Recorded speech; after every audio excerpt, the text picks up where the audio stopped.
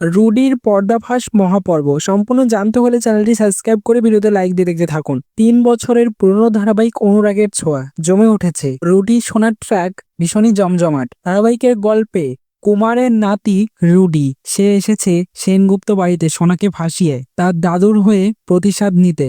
সেনগুপ্ত বাড়িতে কেউ যায় না, সেটা একমাত্র দীপার সন্দেহ হয়। সেই জন্য দীপা গুলি করেছে রুডিকে, আসলে গুলি করেনি, তার সবটাই প্ল্যান।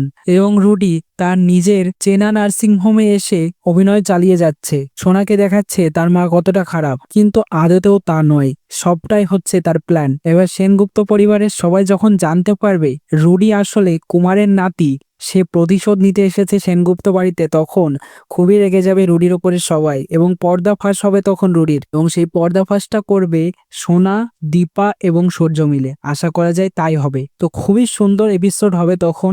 তো অনুরাগের ছোঁয়া ধারাবাহিকের গল্পটা তোমাদের কেমন লাগছে এখন, তাও তো অবশ্যই কমেন্টসে জানি। এখনই সাবস্ক্রাইব করে নাও আমাদের ইউটিউব চ্যানেল। ধন্যবাদ সবাইকে।